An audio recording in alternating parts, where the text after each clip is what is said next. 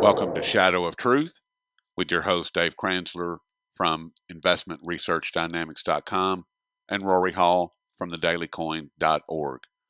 And this is part two of our interview with Dr. Paul Craig Roberts. And Dr. Paul Craig Roberts remains unscripted. How would that? I want to ask you about gold-backed currency, Dr. Roberts. How would that affect me as just a regular citizen? What differences would I see in how my personal economy works as far as me going out and making transactions, having money in the bank or mortgage, paying bills and that kind of thing? What should I expect to see if there was in fact a reintroduction of a gold-backed currency? Rory, I'm not sure. I remember talking to Milton Friedman once, and he pointed out that even when we were on the gold standard, if you have a central bank, they simply offset the movements of gold. And so if gold flows out because you're running a trade deficit, then the central bank just takes steps to increase the money in circulation. If gold flows in, they just sterilize it and don't put it into the money in order to prevent the inflation. So I think when you have a central bank, they can essentially evade the gold standard. I think the reason, you see, money historically was gold and silver. And when paper money was used, it was usually in order to inflate, so the government could pay for stuff that it didn't have any gold or silver to pay for. And so the point of gold and silver was to give some credibility to the paper money that was circulating. Well, you've had so many people for so long now who've never seen bullion coinage that they're just used to paper money. So I don't really know that it does much. I think the main function of gold is, like in the current situation where everybody's printing money hand over fist, it's a way to protect yourself from what historically would have to be a high inflation, a hyperinflation. And so if you have gold as an alternative to fiat money, it still serves to check the central bank, because if people flee the money into gold, then the gold price rises relative to the money. And that has always been a check. But as Dave and I pointed out, now they get around that by operating in the futures market, the shorts. Really, gold can't do anything except protect an individual if the central banks and the governments are not prepared to play by the rules. They don't play by the rules. They just make them up as they go along. They're not now playing by them. No, that's right. I've never could have imagined how outside all the rules they are now. They rig everything in order to keep a house of cards standing. And I don't know how long it can go on. I just don't know what it all means. But clearly there's no integrity. I think that Nomi Prinz and Michael Hudson are right.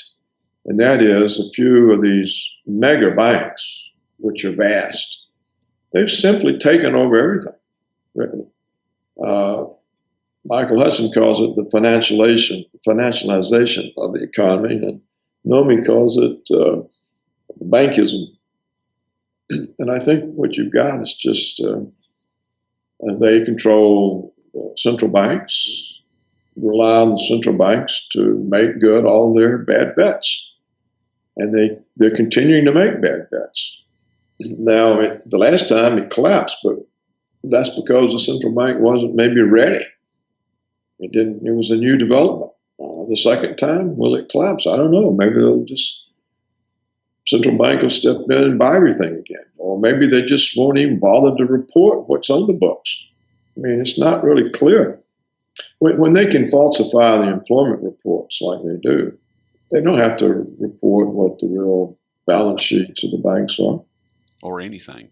So I just don't know. I mean, we may live in this type of situation for a long time, and I just don't know. I couldn't. I don't see how that's possible, because at some point the amount of money that they need to print to keep everything together becomes way too disconnected from the amount of real wealth output that the economy is producing. So, for instance, as you get more and more people leaving the labor force, a fair percentage of those people become wards of the government. They go on to welfare, they go on to Social Security, disability, and the government has to keep printing more and more money in order to pay for those programs. And at some point, it just collapses under its own weight. I mean, they can defy the laws of economics and nature for a certain period of time, but you can't change them and you can't rewrite them. Eventually, the natural laws of economics and nature get a grip on the system, and that's where you have a collapse. Well, that could be true, but they're cutting everything, and they're talking about privatizing Social Security, and I think too, Dave, what you said really relies on some kind of accounting standards and some kind of integrity somewhere. But if there's not any integrity anywhere, and all that money doesn't get into the economy, it just goes to the bank's balance sheets. But I don't even know, why do they even have to, it doesn't get in the economy. I mean, I don't even know they even print money. They just tell the bank, okay, here's so much on your account, and we have these assets of yours. But I think it reached the point they don't even make the trade. They just say, here's some more money on your account. Right, but at some point, there's an extent. I mean, I think this country basically, the percent of everything that this country consumes that is imported is like, it's somewhere between 60 and 70%. So in other words, this country only produces about 30 to 35% of what it consumes. At some point, countries are going to stop exporting to us because they're not going to want the dollar because there's been so much of it printed. And that's part of the dynamic of where the system collapses. I mean, if governments that's what should happen. And it will happen. I mean, if governments and central banks could rewrite the laws of nature, we would all be speaking Latin right now because we'd still be part of the Roman Empire. Well, I don't think they knew how to do all this.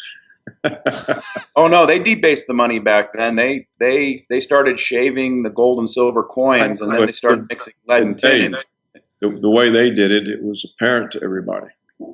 I think it's going to become more apparent to I think it is apparent to a lot of people. It's just you're not hearing about it because they're being kept dumbed down with propaganda and welfare and all the other. I mean, there's over 50% of the country that is now basically dependent on the government for some sort of transfer payment, and that can't be self-sustaining. I just don't know. We won't have to deal with this today, though. Dr. Roberts, I completely agree with you about the reserve currency idea. There's not a need for a reserve currency, and if anything, a country's ability to have the reserve currency skews the power structure of the globe. Yeah, and it puts everything out of balance, like we've done. It puts everything out of balance, and now we're so far out of balance, there's going to be a very painful adjustment that puts it back into balance. And I would take it one step further and say that we don't need central banks either. And along with that, we need to eliminate the fractional banking system. Yeah, that's all probably true.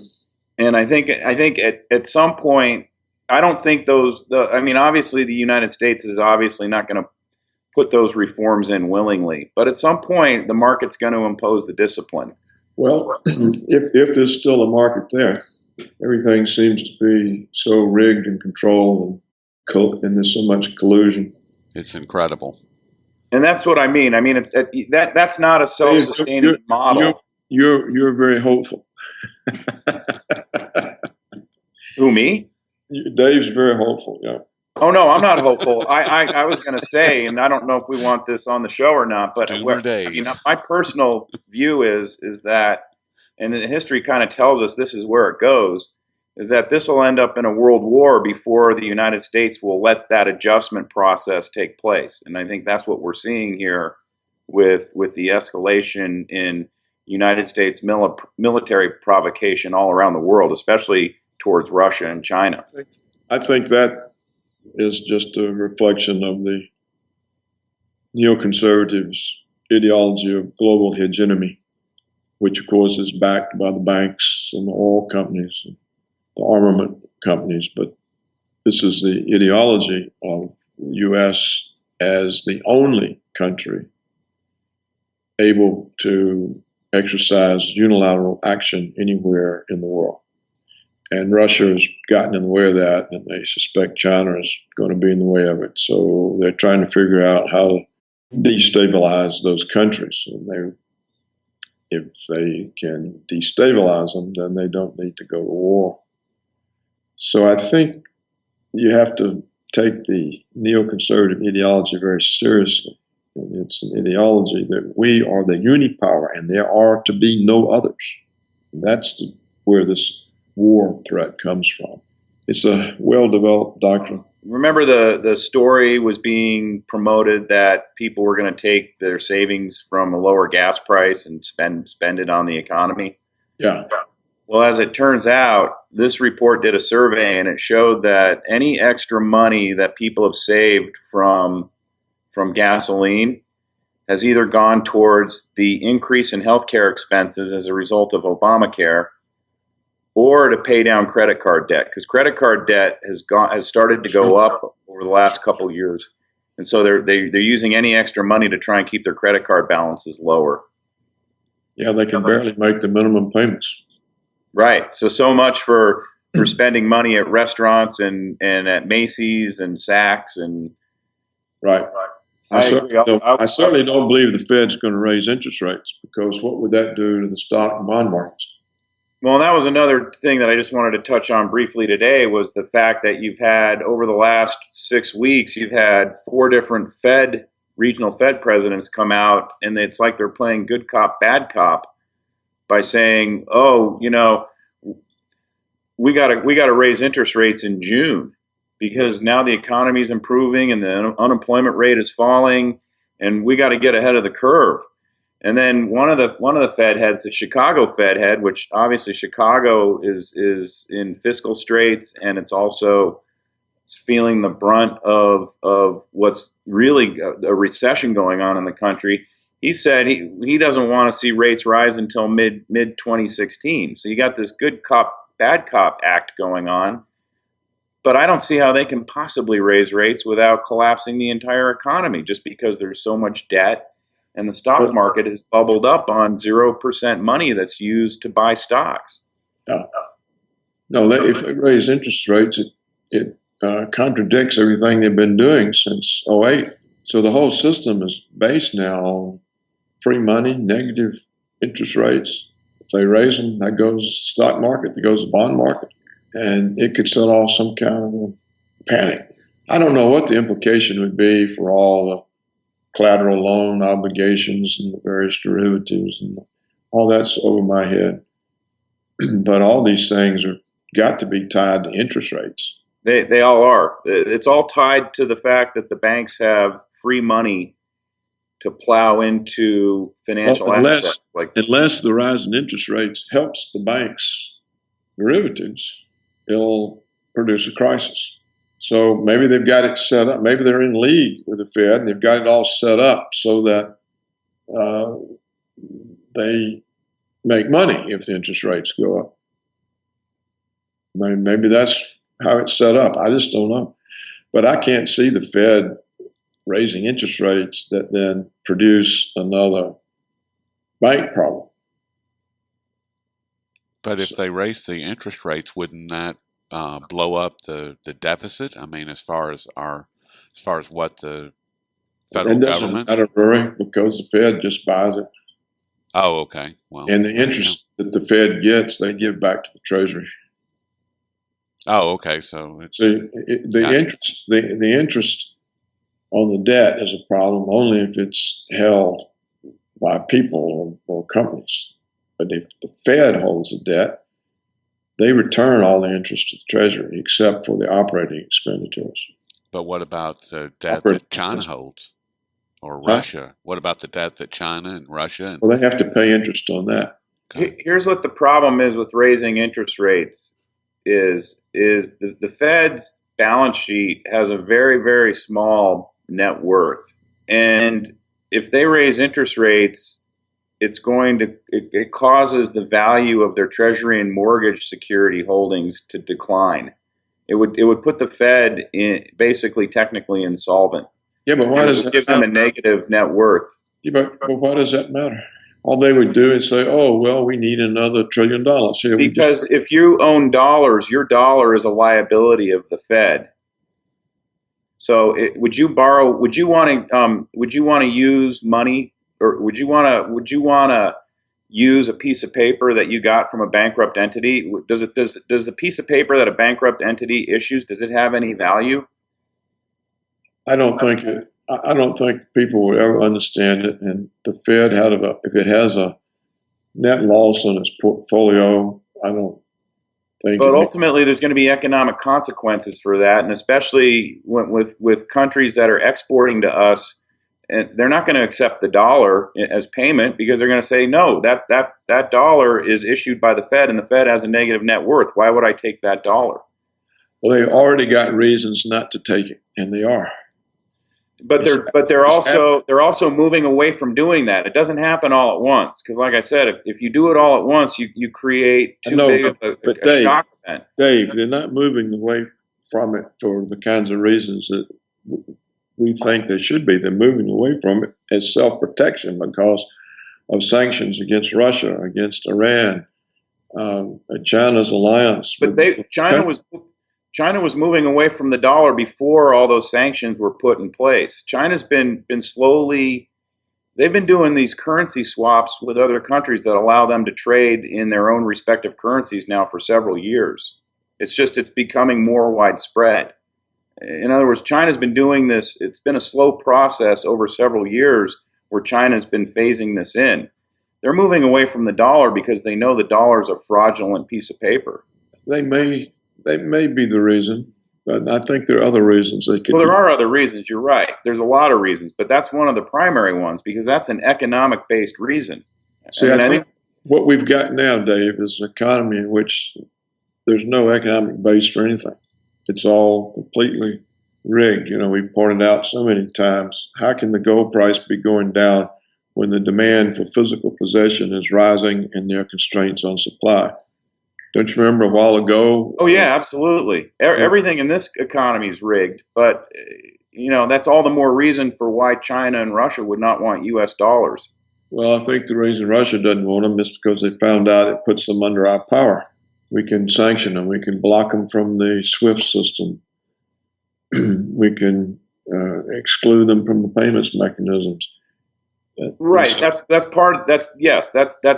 a whole. You're right. It's a whole witch's brew of reasons. Not the least of which is the fact that if you're China or you're Russian, you're looking at the Federal Reserve as the issuer of the U.S. dollar, which is a Federal Reserve note. It's not an actual. It's actually a debt security. Is really technically what it is. You're looking at that and you're saying, well, the Federal Reserve is on the brink of having a negative net worth. I don't want any paper that they issue, and the paper they issue is the U.S. dollar. I don't think anybody cares, and all the Fed has to do is just create more dollars to cover the loss. But if there's not wealth backing those dollars, eventually that catches up.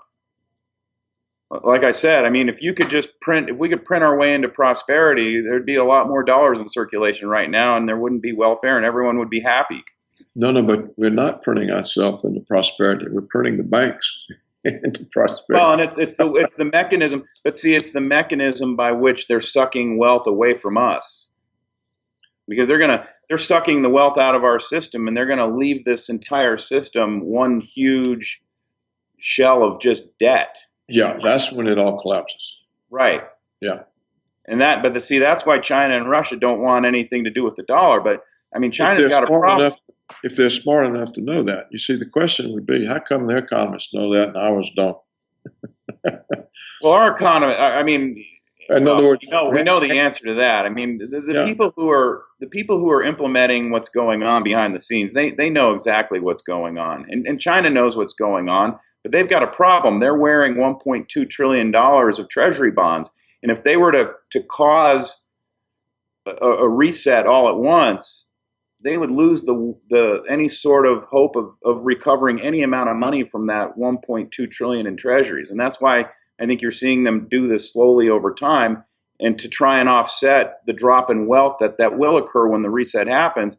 That's why they're accumulating all this gold, because the value of their gold will go up theoretically by the same amount that the value of their treasuries go down. It's a hedge. Well, they've been printing a lot of money too. That's true, and I think it's to try and offset. We're not quite sure how they're going west. Gold-backed currency when they keep printing it hand over fist themselves. Well, but they don't have a gold-backed currency yet. They're accumulating gold, and